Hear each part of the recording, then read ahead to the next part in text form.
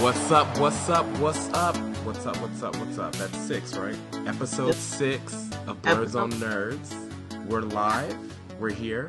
And if you divide that by 2, Lana, that means 3. You know what 3 is? Yeah. Really?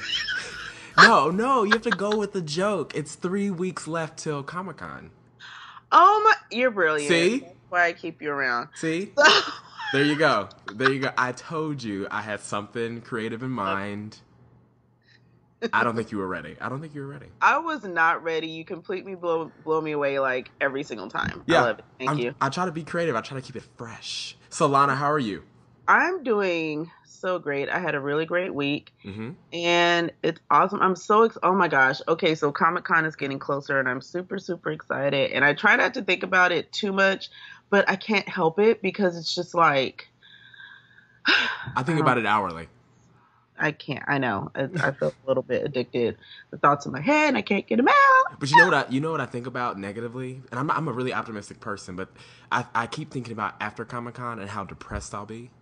Oh my gosh. Like last time when I left everybody, I was like, wah, wah, wah. My life was so incomplete and so unfulfilled. It was just everything else was boring. Everything was boring. I'm everything. Like, what is my purpose for living? I don't even want to be here. No. But that was my first Comic-Con too, so I was like, I need more. Yes. I need more. All right. Yes. My week was so boring. I just worked. You did. I didn't talk to you. I was like, whatever. I know. Usually Lana and I talk, I would say daily, whether it's via text or email or phone call. And this week I was so swamped with work. I work in, I think I've said this before, but I work in insurance. But I work in IT, so I do a lot of data. I work with a lot of data transformation. And we have a lot of projects coming up and we have a release coming up. So I'm constantly in meetings.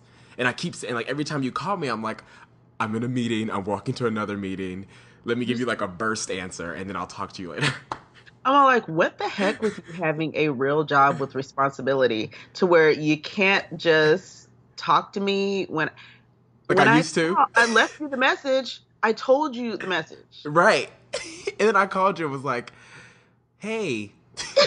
And you're like, did you listen to the voicemail?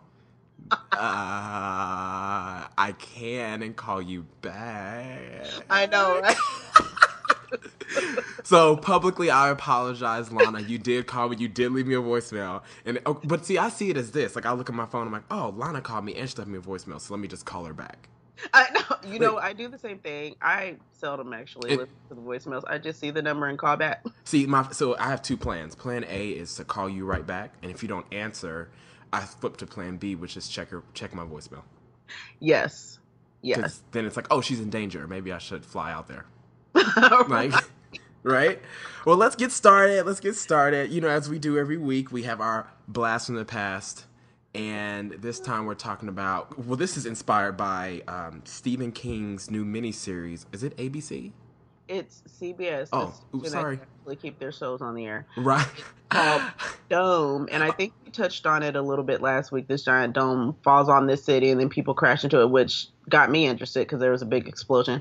So, right. And they're just trapped in this dome. We don't really know what's going to happen or why. And I'm not reading anything about it because I just kind of want to be surprised. I want it to be authentic and natural. Right, and it's Stephen King, so it's a mini-series. And this had me and you talking last week because the one time we did talk last week. Right. Because I was talking about how more shows more channels should introduce mini-series because yes. you don't have to involve 10 more episodes of filler or all these non-relevant storylines. Like, just gets right to the meat and potatoes of the series. It's quick. It's fast moving. I love it. You have, 3 nights or whatever to watch some fabulous story. Back in the day, they had like the soap opera ones with like Sidney Sheldon and, those type of writers. And They were just like 3-night long soap operas. I loved it. Oh my gosh. I don't know what you're talking about, but okay. I know. They had the one with the Mafia Wives. I think Kirstie Alley was in it. It was like a mini series. It was just, I just used to watch some crazy stuff like that. It was during the summer. What else was I watching? Yeah, I can't relate to that. Anyways, what's your favorite? Did you watch miniseries, and what was one that you just absolutely kind of remember and was like, wow, I really love that one. I'm sorry, I'm still laughing, but I heard what you said. Okay, so really quick backstory. I tend to tell long backstories. I really apologize, but I don't because that's what I do. So my uncle is a.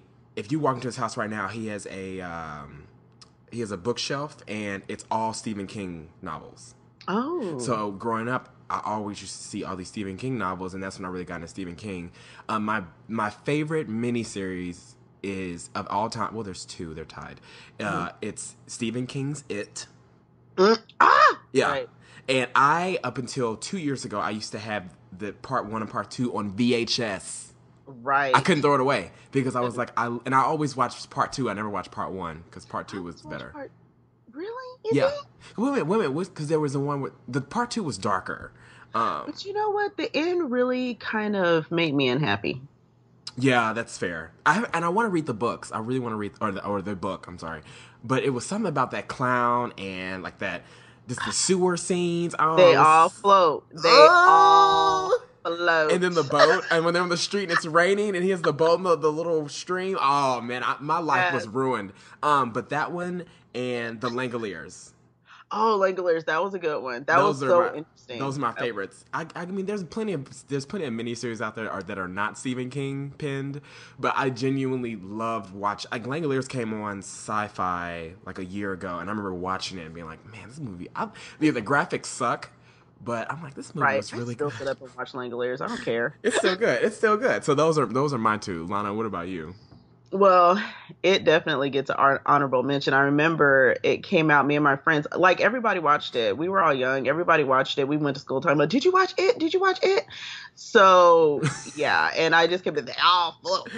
That clown was, and he would always hold that balloon. Oh my gosh, the balloon. Oh God. And then when it exploded, it was like all blood and stuff. Oh man. Oh my gosh. It was just, okay. So, honorable mention, but I have to say, well, I have something tied. The Stand, I absolutely, I love The Stand. MOON, that spells fun. MOON, that spells Vegas. You know, side note, I think they're remaking The Stand. No, you know what? I'm gonna have to double check. I mean, and this is really, if they take out MOON, I'm gonna be mad. But I remember hearing this like some months ago that they were remaking The Stand. Really? I thought I heard that, and I mean, this is something that we can talk about in a future episode. But I was like, I think so. I'm looking it up now. So because I'm like, is it? Well, see, the first thing I see is about Ben Affleck. So Ben Affleck said last year that he wants to direct The Stand. Oh. Yeah, so they're casting. They're like in talks to write a script. So this is true. I didn't make this up. Well, maybe it won't suck. I mean, they can do some really cool stuff with that. I just need MOON. Like when he was in the city and then that crazy girl was with the gun. And, yes. Yeah. And then, yeah. So, okay. The Stand, but I would say Storm of the Century. We talked about this. Yeah. Just the very clear distinction of good versus evil in that one. And what are you willing to sacrifice to make your life a little bit safer? I mean, there's just a lot of themes in there that I could really appreciate. You know, I loved it. I thought it was really, really good. Well, you know, the thing that's funny about Storm of the Century is every time I think of that movie, I'm like, that's a town I want to live in. You know what? He has a lot of stuff going on in Maine. Maine is creepy. I mean, if you think about Stephen King in Maine, it's Dolores Claiborne, Storm of the Century, kind of like in the same, maybe not in the exact same city, but Needful Things took place kind of in the same area too. And so everything. Dairy. What the heck? Dairy? I just love that you have so much knowledge and you have a wealth of knowledge, and I'm so glad you're like my other half on this show. I don't know what I would do if there was someone that was less intelligent than me.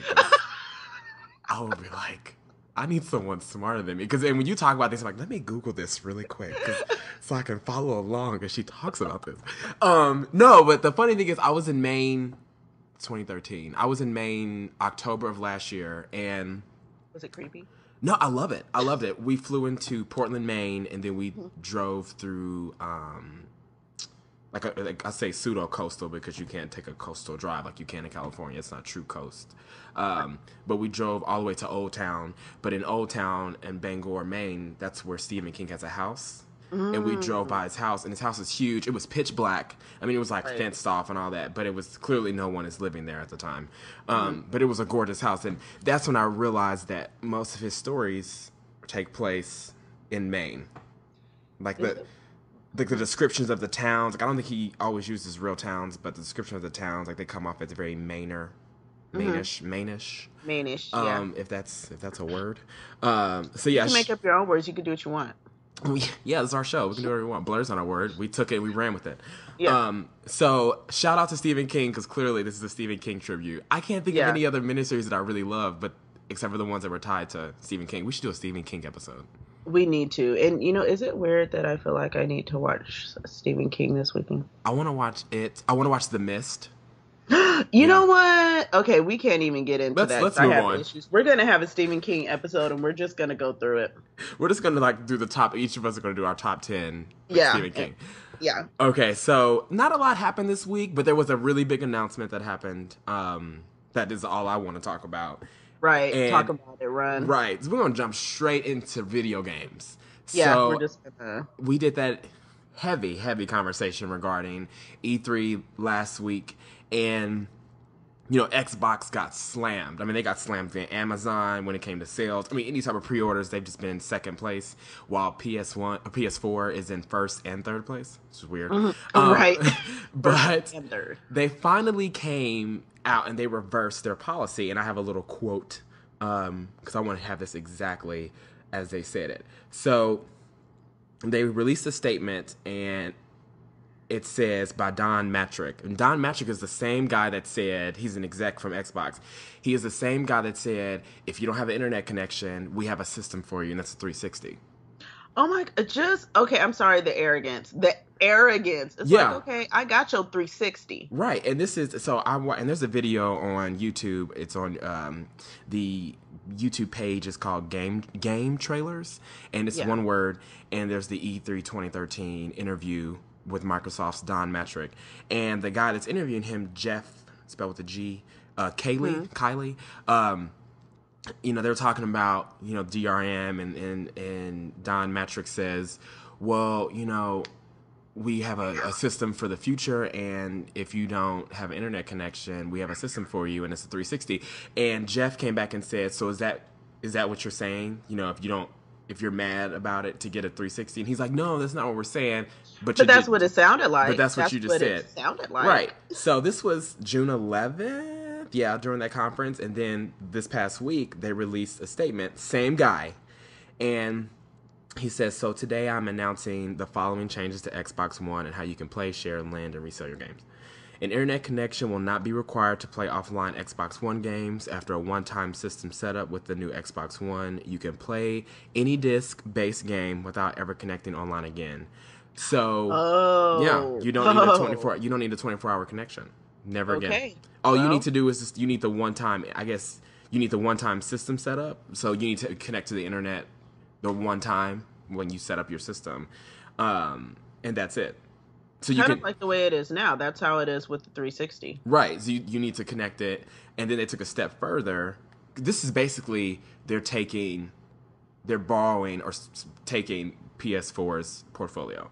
You can trade in, lend, resell, gift, and rent disc-based games just like you can do today. There will be no limitations to using and sharing games. And it will work just as it does today on the Xbox 360. Yeah. Well, that's awesome. I wonder if it's too late. I kind of wonder if the damage has been done, but I guess we're just gonna have to wait and see about that. Well, because waited. So many pre-orders have gone out already. Exactly. And some people are like, I don't know. I just, you want whatever system you want. I don't think there's a need for people to be bitter about whatever your choice may be. No, you're right. And I think, like for me, the very next day, I pre-ordered a PS4. And our friend Kim, she went and she pre-ordered an Xbox what's the Xbox Four? Xbox One. Xbox One and a PS4. So it really doesn't matter. Like I've read all these blogs and I've read all the Microsoft forums, and there's people that are on both sides. Some people are like, it doesn't matter. I play PC games. That's how it is on PC.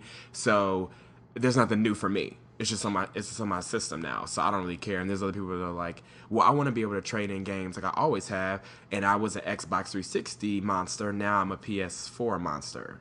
Right. And I know for me, I have a 360 already. I don't have a PlayStation at all except for the Vita. So I'm getting a PS4 because I don't really see the need to have a 360 and an Xbox One.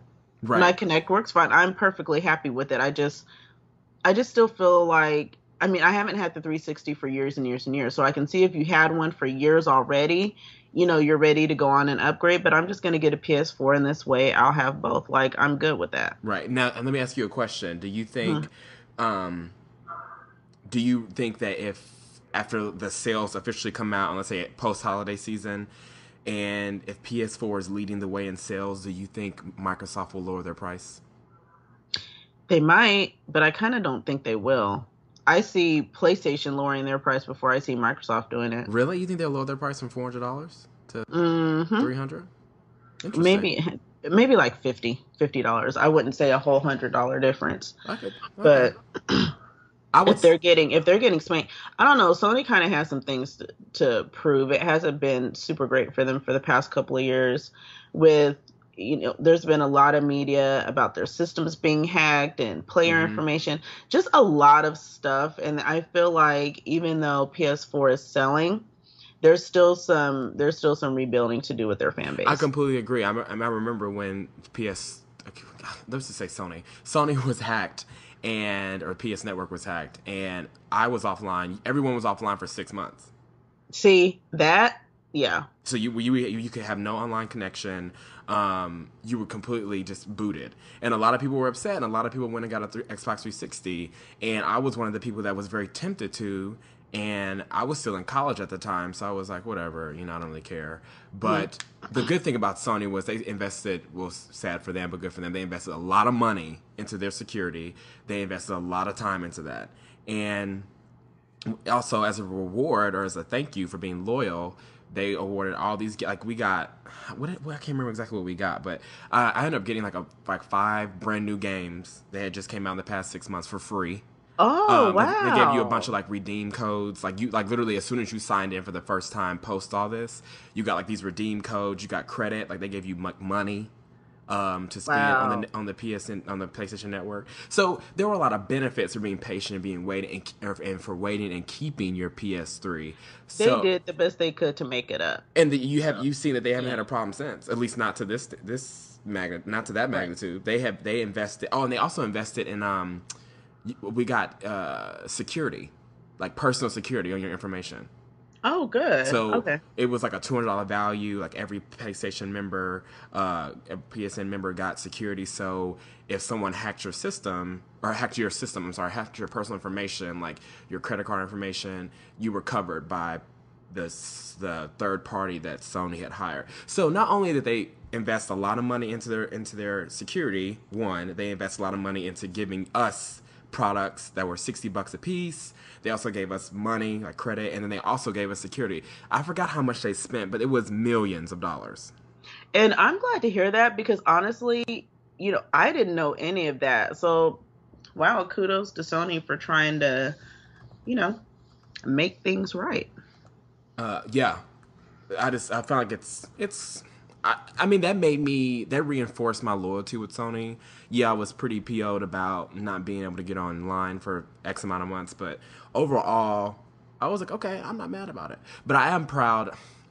I'm double-sided. I was talking to someone on Twitter and about Xbox, and someone had mentioned it's kind of a lose-lose because Xbox is, damned if they do, damned if they don't. And they were saying that they should have just stuck with their guns. Like they knew there was going to be a ton of pushback with this policy, and they should have just stuck to their guns. And I'm like, yeah, I guess it's a lose-lose regardless. I mean, it's just not. They really won't come out on top for a while. Yeah, I mean, I think eventually it'll kind of be tied.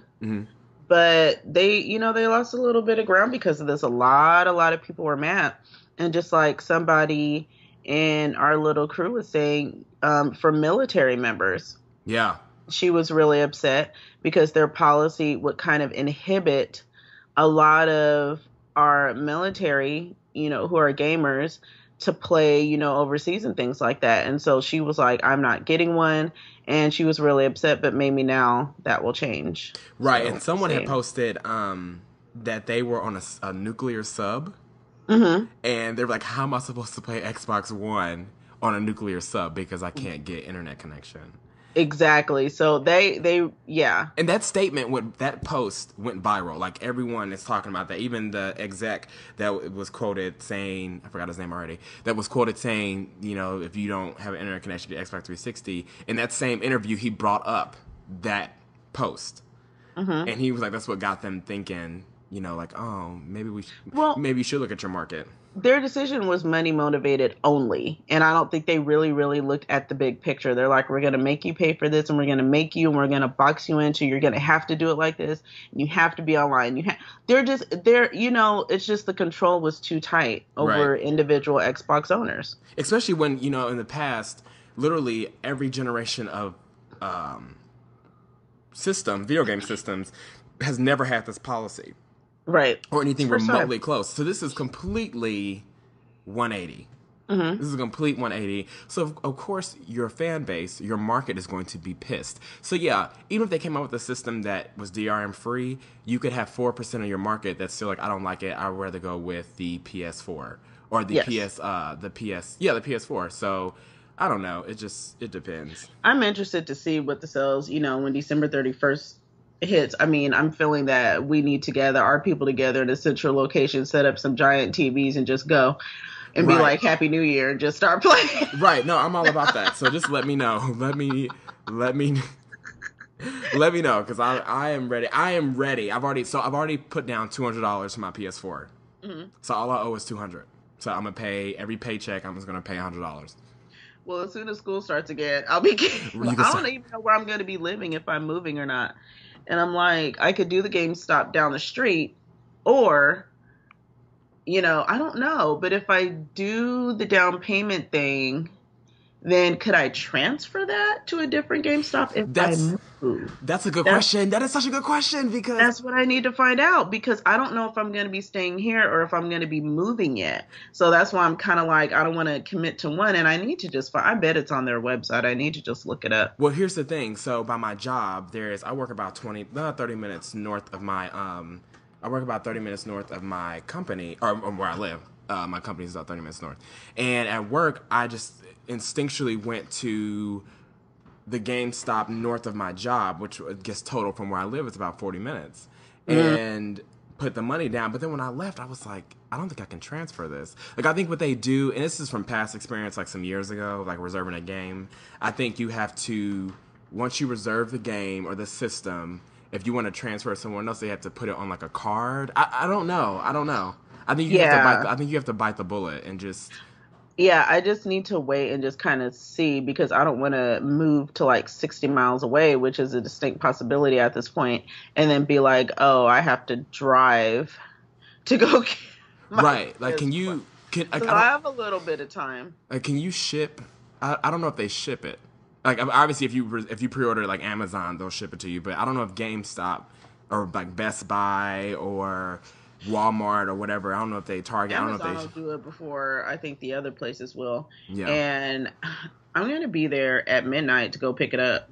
Oh, I will too. I will stay up north. I will just stay next to my job and just go get it. Right. Oh, and then side note, I guess not a side note, but same subject. The PS4 was revealed, strong rumor, that the PS4 release date is November 13th. And this is from what? This is I follow. Right. I follow Shoryuken.com. I love fighting games, and they talk about fighting games all the time.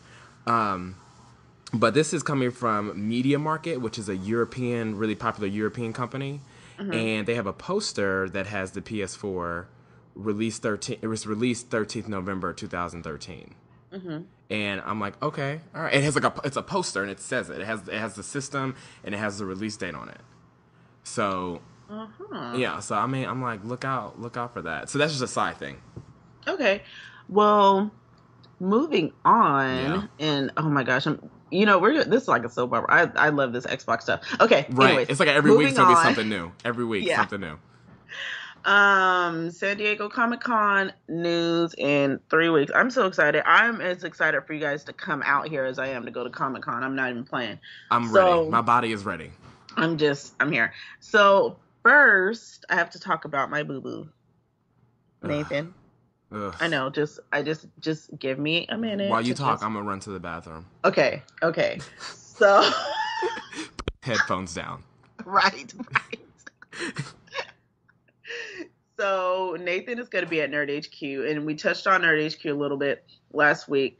That's the organization run by Zachary Levi of Chuck fame. I don't know, it's a great show. I like that. I only watched the first season. I want to watch the full series. Oh, the other seasons it just progressively gets better, honestly. Mm-hmm.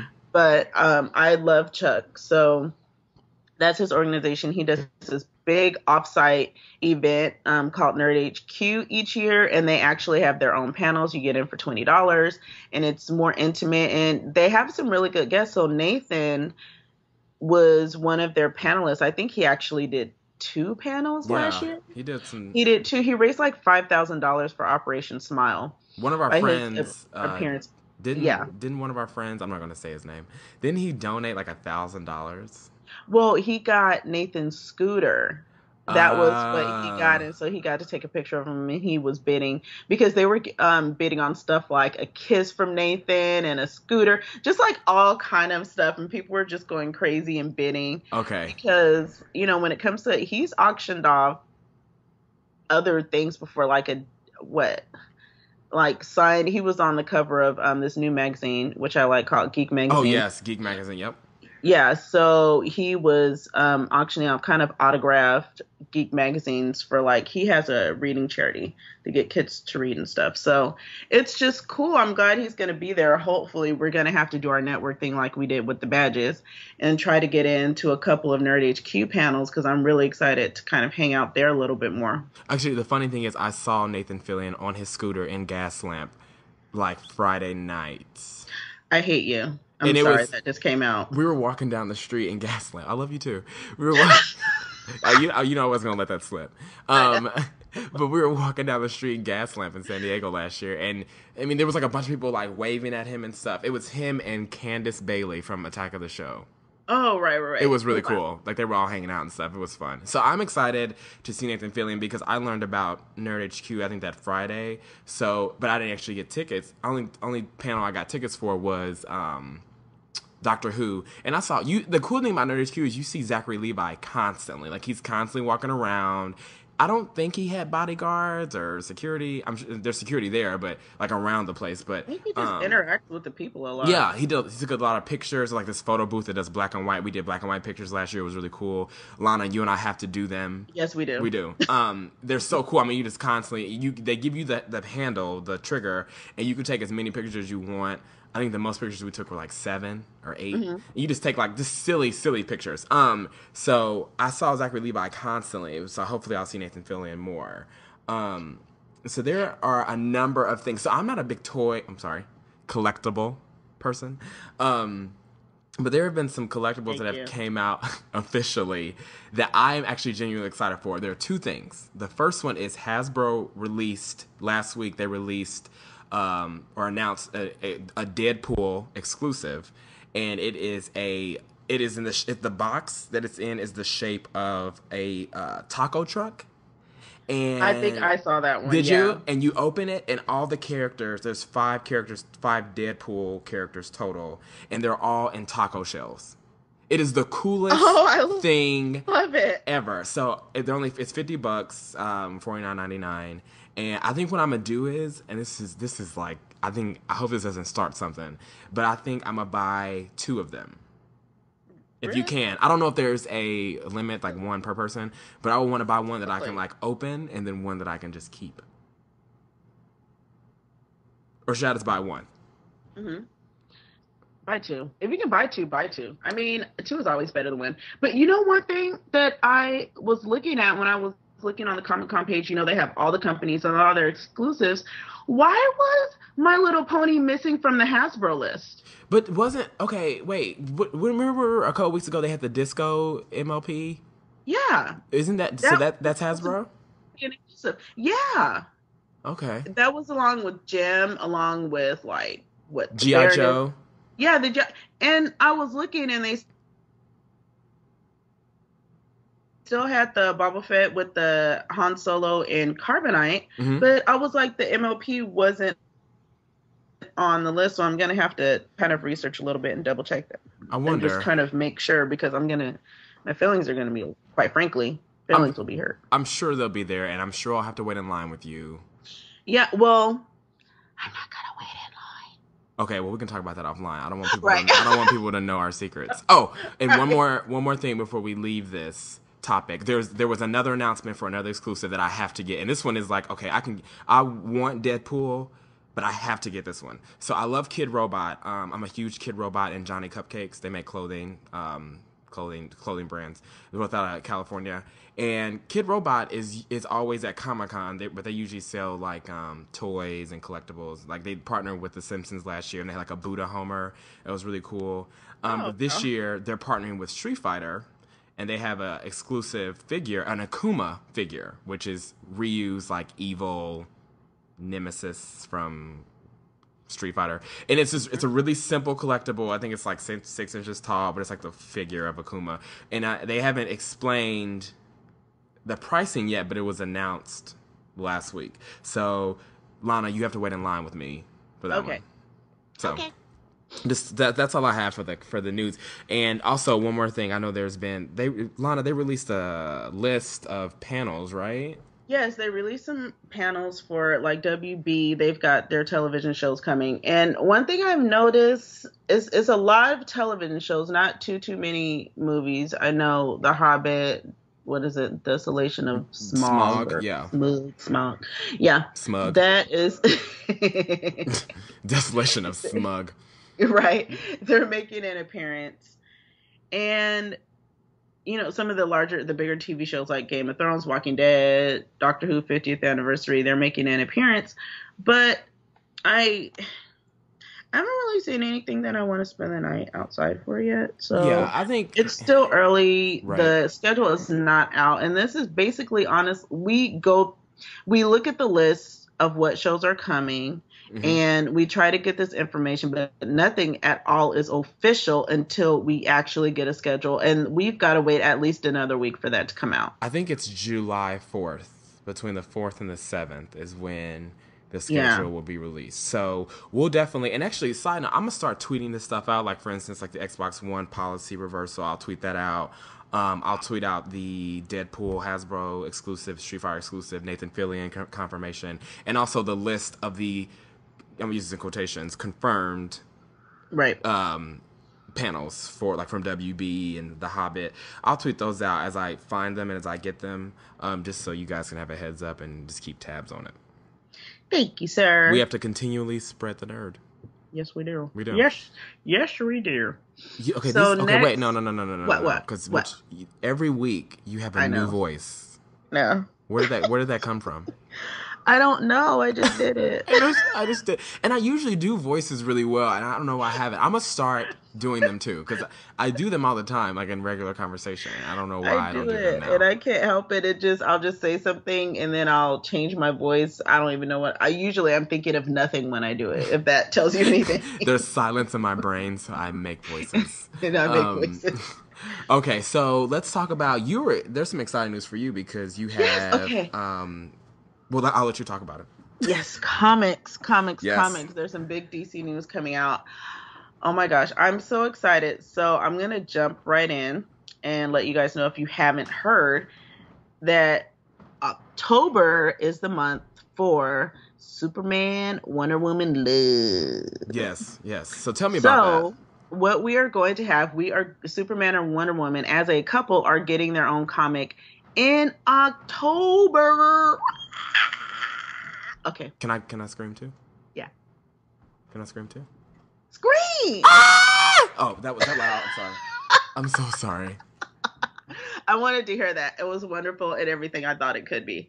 So Yes, because I saw that the writer retweeted us. yes, because I was so, I just wanted to give him some love. Right. And, just let him know, hey, I'm excited. I'm going to be following you. And it's written by Charles Soule. I hope I'm pronouncing that correctly, but that's what it looks like. Or Soule. How do you spell it? Soule. I think that's Soul. So, but so. Yeah, but I'm black. Soul is S-O. Anyways, S-O-U-L. But Soule. I want to make it exotic. Zool. The power of Zool. Sorry. It's written by Charles. Okay, Charles. And he wrote Swamp Thing, and the art is Tony Daniel. Yes, Charles. Did the art for Batman. Sorry, I'm sorry. I know you're moving forward, but I just can't. I know. That twang you have in your voice. It comes out every so often. It does. And I have to make note of it. So the art is done by Tony Daniel, who did Batman and Action Comics. Mm-hmm. And I'm really, really excited. My little Superman Wonder Woman group that I'm in. That you created, you manage. It's only one person in the group. That's you. Right. It's only No, there's a lot of us. There's a Tumblr group and everything. And we're super excited. I've been reading some of the comments on CBR, and they're up and down. I mean, you have the people who are diehard Lois all day, every day. Like, Superman cannot go to the bathroom without Lois Lane, basically, is what they think.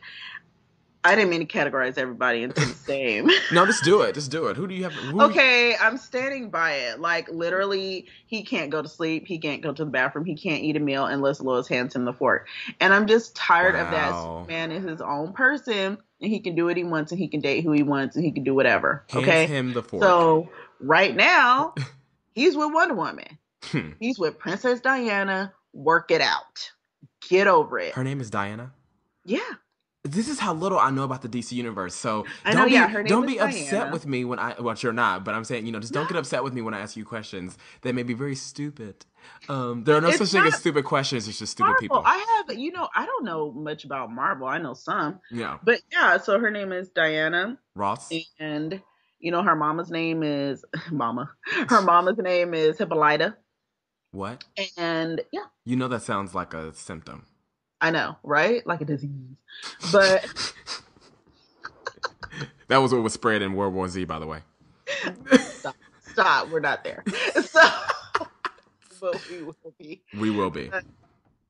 So I'm really, really, really excited to see this, to read this. I'll probably get the issue. I'll probably get a couple of issues. I'll probably get variant covers too. It's immediately being added to my pull list, and from what I've read, they're both together going to be dealing with Superman's enemies, Wonder Woman's enemies, which is her enemies are a hot mess, and new enemies. It's going to be a lot of action. It's going to deal with their relationship, but we're not going to basically be reading comics about them just going to the movies and going to dinner. It's like a lot of action, just a lot of everything, and them fighting together, which I am fascinated to see, because we're talking about really two of the more powerful members of the Justice League just fighting together.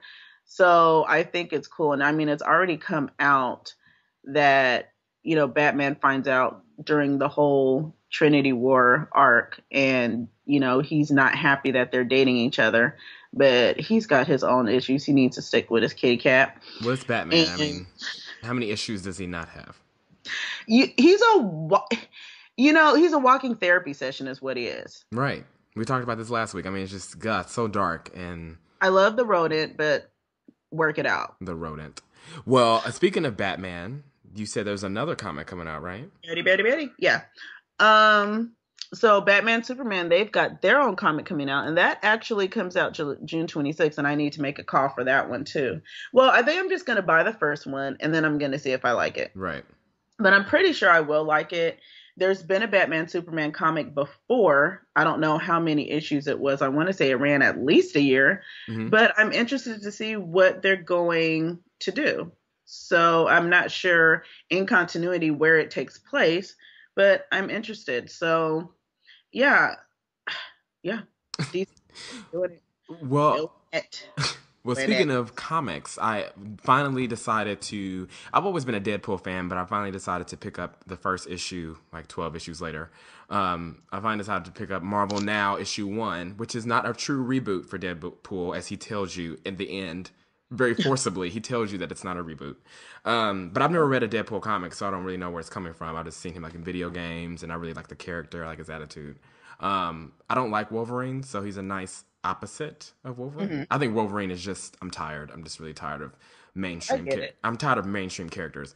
But I read the first issue and I genuinely liked it. It's silly. It's raw. Like I mean, the first time you see Deadpool, he's coming out of a monster. Like he slices the monster's stomach open, and he's like, you know, he has regenerative powers. So you have like you can see his bones and all these different things, and he's very like dead looking, and he just looks bad. But of course, he's alive because he has regenerative powers. But it ends with, which is not really a spoiler, but this just I guess it just opens up the story. All of the presidents of our past coming back to life as zombies, like super powered zombies. Oh wow. Yeah, so it's kind of funny. Like at the end, he gets shot by Abraham Lincoln. Like he goes up against Roosevelt, like in the wheelchair, and it's pretty serious. Like and very funny. It's very Deadpool. I mean, he's very breaking down the fourth wall constantly. I've only read the first issue, and I think today I'm gonna go out and get like the next two. I'm just ready to start reading X-Men #1, Yes. issue 2. What week of the month does that even come out? I don't even know because I kind of stumbled on it. I don't know. See, I'm not. I need to start tracking like when did they come out because they come out once a month, right? Yeah. So I don't know. I don't know when it comes out, but I have to keep. I'm gonna go to the comic book shop today and definitely check it out or check out the next Deadpool issues and then see. I'll ask the guy there and let you know when the next issue comes out. Yes. Because Yes. Absolutely. so that's the only thing I have for comics. Nothing new. For Well, me already. then let's skip to movies because we both saw World War Whoa, World whoa. War Z last night. Well, I saw it in 3D. You saw it in 2D. right now. It's funny because I called Lana last night. This was my return call to her, Right, and the return call. I'm like, "What are you doing?" And she's like, "I'm going to see World War Z," and I'm like, "I'm driving to the movies as I'm on the phone with you to see World War Z." Too funny. Too funny. We are melded together in a pot of nerdy, blurdy love, and we're in sync at all times. I didn't write that Right. down ahead of time. That was fresh off the dome. So you're welcome, as I tip my Yes. hat. Absolutely. So Lana, what did you think about the movie? So you saw it in 3D. So there were some scenes in there that I was like, I'm glad I didn't see this in 3D because I would have You freaked know out. what? They spent some money on the 3D. This was, I mean, they're doing 3D movies all the time for everything. But I have to say, I was impressed with the depth of this movie. And the 3D it was pretty high quality. It was really good. I liked it. Okay, good. Because I kind of want to see. I liked it so much. I kind of want to see it again. It was like how Resident Evil should be. Yes, there were a lot of things. It really has you thinking, and there were a lot of things that come out a little bit later. Like I don't, you know what? I don't want to give away too many spoilers on this one. Well, it is. It did just come out this weekend, so Yeah, it that's did fair. just come out, and I don't want to give out any spoilers, but I'm just gonna say pay attention to the details, and Hmm. that's all I'm gonna say. It's just pay attention to the details. I thought Brad Pitt did a really, really great acting job. And it's funny with all the bad press that was coming out about this movie and how it was a hot mess and And the how they had script, to and they had to reshoot keep doing the do this. script. Yeah.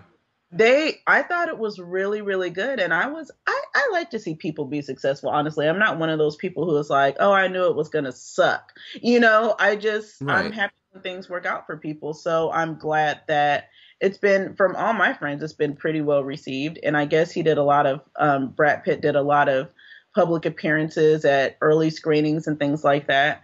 So, I mean, It's. I liked it. I enjoyed it. And I would say definitely go see it. I would say okay. Here's where like my head hurts. Okay, so Max Brooks is the writer of the book, and he wrote the book that I almost finished reading, which is I think it's his first one. It's How to Survive a Zombie Apocalypse. Mm-hmm. and take it from a perspective of the movie Zombieland. Like it's kind of lighthearted, but it's serious. But he gives you like survival tips. It's not Mm-hmm. serious like story wise. Like World War Z is a true story, or not true story, but it's a true story format. And I really enjoyed it. Now, the people that I know that have read World War Z, they said the book was really good. Obviously, leading up to the release of this movie for the past couple of years, the movie was almost put to the side. It was almost shelved. They said that the script was awful. They kept rewriting the script. I don't know why it was so bad. I know Brad Pitt is an executive producer on the film. Yes. I watched the movie and I genuinely liked it. I every time when I left the movie, I kept thinking, this is how Resident Evil movies should be, because it's Mm-hmm. not about. So I kept thinking about Resident Evil and I kept thinking about Walking Dead, because you have Walking Dead, which is kind of about the same thing, but obviously there's no technology, everything is shut down. But you kind of have like these filler episodes that deal with morality and human nature and what would you really do if you had to survive, you had to protect your kids or your wife or husband or whatever. Yes. You would kill somebody. But the thing I liked about World War Z is, it's not a series, but I liked how it went straight to the point. It wasn't about morality. It was about We need, straight to the yeah, point. Like, let's solve get the problem. We need right. to solve the problem. We need to fix the problem. It's not about, let's deal with morality issues and people are stuck in a room to start killing each other. It wasn't about that. It was about, we have a problem, we're going to fix it. And I really liked it, but I kept thinking about Walking Dead as a series and how they could kind of take note from that. And also heavily Resident Evil and how they could, because I love Resident Evil and I actually still enjoy the movies, but how they could genuinely sit down and be like, it's not always about shoot 'em up. Sometimes you have to think. You got to use your brain sometimes, not your weapons. That's what I liked. But It was good. the thing I didn't like was how in the entire movie, Brad Pitt is going through all these heavy scenarios and his hair is always on point. Is it weird that bothered me too? I was like, why is his hair always perfect? Oh. And then I started thinking of silly things. I can't. I don't know. I might just have to tell you off the air. That's fine. Oh, one more thing. That's fine. But one more thing. I liked how Michonne made a guest appearance. Shut your mouth. You know what I'm talking about. I know what you're talking about, and I need you to stop. And the only thing I'm going to say about that is, since me and Kim are the ones who went to go see it, and we both agreed that, just go on and set Black women back 50 years. Why don't you? Wow. I looked at that and I said, when she did that, or not when she didn't do anything, but when I saw that character, I was like, is that Michonne? I was like... But you have to admit that these extras, these are not like Walking Dead extras. These extras were paid. Because that movement, that's what another thing that I really gave props for World War Z was the zombies, their movement was excellent. Like, I mean, the almost Tourette's of the body and like slamming their heads and like the biting, the chopping of the teeth or the clicking of the teeth. Wait, no spoilers.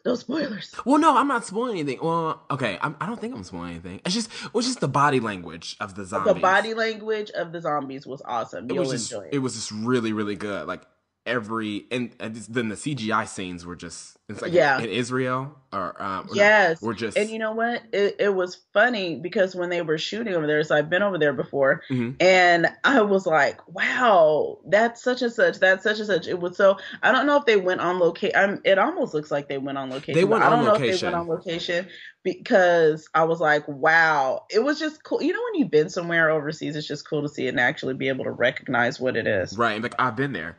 I know they did film on scene or film on location. I don't think they filmed on location in Korea. Because that scene was very dark. I don't think, because you didn't have, you could do that in a studio. But overall, the movie was really good. I give it like an 8 out of 10. I really liked it. I really enjoyed it. I gave it an 8 out of 10. Like, I mean, the reason I gave it an 8 out of 10 because it's not an Academy movie. Like I have that. I have that problem. I compare everything to Lincoln. I haven't even seen Lincoln. Well, it's a true story. You know what happens. Yeah. But I think the movie was really good. It was an action movie. It's my kind of movie. That's a movie that I genuinely thought I want to go see it in 3D, and I would buy that movie. I would own that movie. So I recommend, if you haven't seen it yet and you're still listening to this, and you listen to this podcast, find the time, find a friend. Don't see it by yourself. Right. See it. Go see it. You have to see it. All right. And that's it for our movie news, really. Yeah, we kept it short and sweet. This is going to be a short and sweet episode, which that's fine. It's okay, because when we get closer to Comic-Con, it's not going to be that short. So yeah, it's going to be like 4-parters. Blurred of the week this week, we did a little discussion and we talked about it. And even though this has been ongoing for years, we feel at least the need to give a little shout out to Samuel L. Jackson for taking on the role of Nick Fury. Snakes on a plane. Sorry, I had to do that. I know that has nothing to do with Nick Fury, but can I just say that was like one of the most fun times I ever had in a movie? But okay. That's all I can think of. That's not Nick Fury, though. That's not Nick Fury, but it's Sammy. It's Sammy. It's Sammy. It's Shaft. It's Sam. That's true. So, but Nick Fury, and this is really interesting because there was, what, a lot of people were very accepting of the fact that Samuel L. Jackson was Nick Fury. People who really delved deeper into the Marvel universe do understand that there was a Black Nick Fury, and it was the ultimate Marvel line or the ultimate Marvel comics that Nick Fury was Black. So he's been Black and he's been white. I did hear a little teeny bit of grumbling of, oh, they're doing ultimate, but for the most part, it's been pretty positive, and I'm happy about that. And also for those gripers out there, it's not ultimate Nick Fury. It's not? He's more I thought it was ultimate. Well, race-wise. Oh. Yes, but when you look at the aesthetics, obviously the aesthetics are race, but when you look at the abilities, like Ultimate Nick Fury versus General Nick Fury versus Colonel Fury, which is the Caucasian version of Nick Fury. The Howling Commandos, right? Right, like they're two different versions. General Fury or Samuel, I'm gonna say Sammy Fury. He is like, he's one of the early testers for the super soldier serum, so it gave him, low-level superhuman strength and agility, and also reduces aging. So in Ultimate, he's post-80. He's over 80 years old. Nice. But he looks like, since he has his aging is very elongated, he's younger looking, or he doesn't look like he's 80, and he has the ability to still fight people. He also has a robotic arm, so that adds to his strength, and also he's obviously very intelligent. He still has the eye patch, like that's still the same, but they differ a little bit. So the Nick Fury that you see of the Avengers or any of the Marvel Phase 1, Phase 2, Phase 3 is more normal Nick Fury than he is Ultimate Nick Fury, because normal Nick Fury doesn't have all those. Yeah. Like all those add-ons.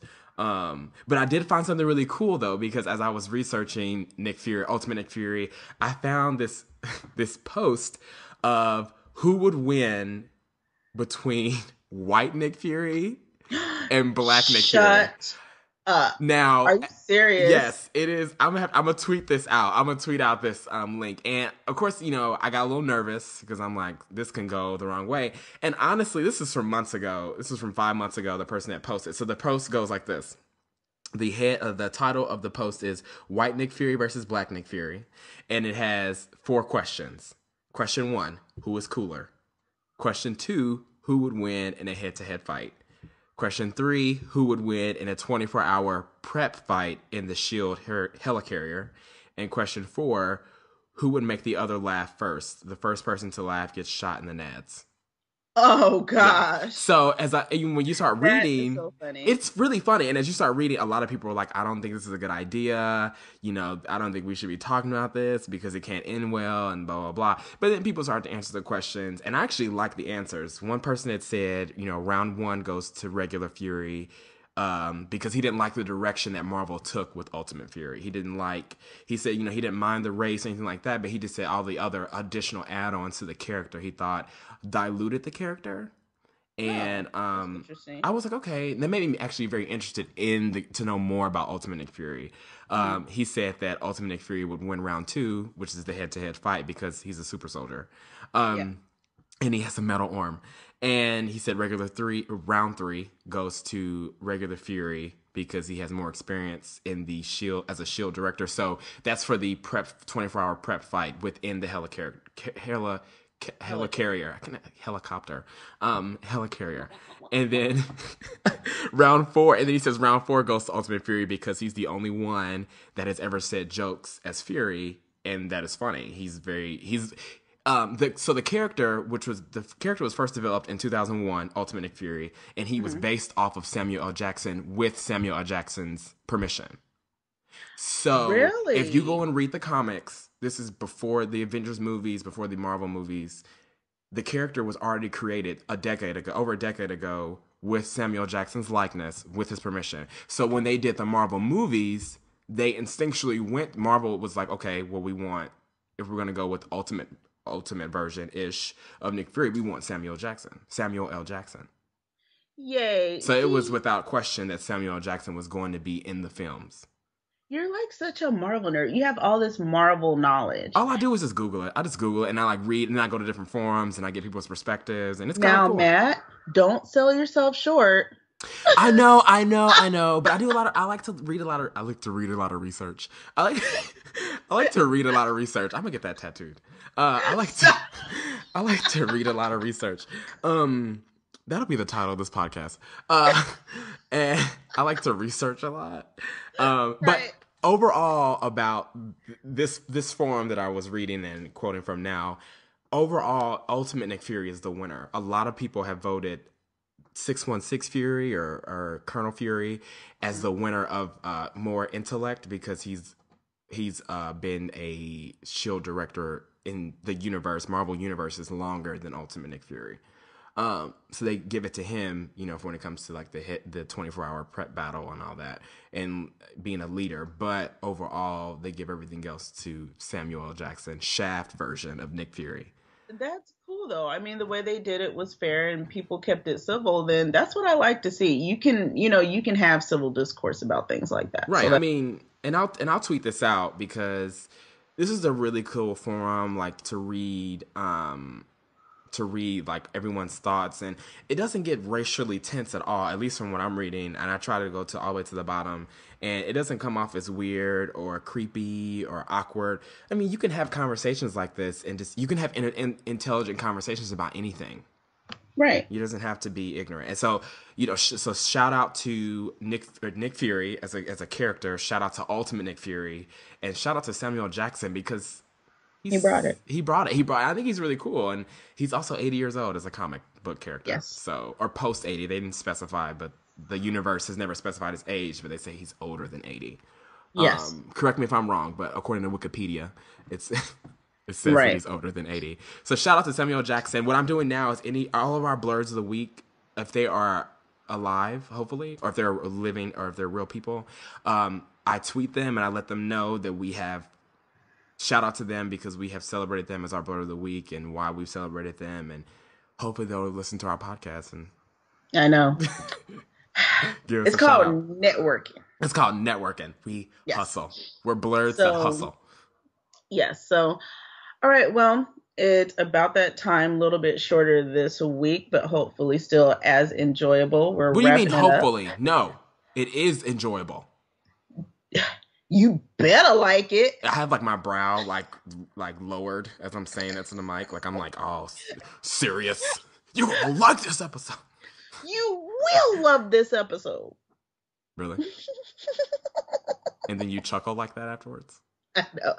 No one can take you serious, Lana, if you do that. I'm too much of a happy person. Lies. I don't think people really know who you are. I don't think they know how bitter you are. No, I'm just joking. These laughs are a show, people. They're a show. Well, oh my. It's time to go. It's time to go. Guys, thanks so much for listening to yet another episode. Awesome, blurtastic, nerdtastic episode. Gracias. Gracias. De nada. Gracias. ¿Y tú? Why are you saying and you? Fuego? Caliente? These are like the few words. If you drop me off like in Mexico, I'm done. Agua. Thanks so much. And she is laughing. Thanks so much for listening to another episode of Blerds on Nerds. Be sure to follow us on Twitter at Blerd Nerd.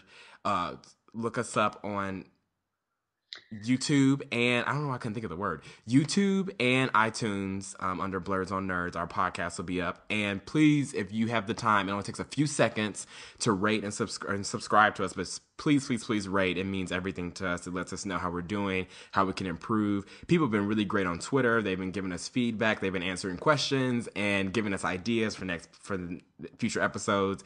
And all we can say is thank you. Gracias so much. And also, if you want to have a longer dialogue, you can now access our videos on Tumblr. Yes. Lana has been doing a great job with Tumblr. Would you like to give a little 7-second, 30-second? We're on there. Oh. Is that it? So, for some reason in my mind, I thought it was gonna be like a visual display all of a sudden. Like if you look here, okay, sorry. And now what's our name? What's our name on Tumblr? We're on Tumblr. You can actually listen to our podcast on Tumblr. You can leave comments if you have something to say. If you want to have a longer dialogue, go ahead. I'll be posting on there throughout the week. So check us out. Just search Blerds on Nerds and we'll pop up. Well, thanks again, guys. We're going to get off here. It's Saturday. It's time to enjoy our day. It's gorgeous in Indianapolis. I'm sure it's gorgeous in LA. So a little overcast. Oh, never mind. Well, it's gorgeous in Indianapolis. So. Sucks for you West Coasters. But wait, look, it's called Marine Layer because we're by the beach. It's called Smog Layer, but whatever. Thanks a lot, guys. Make sure you spread the nerd. We'll talk to you next week. Bye.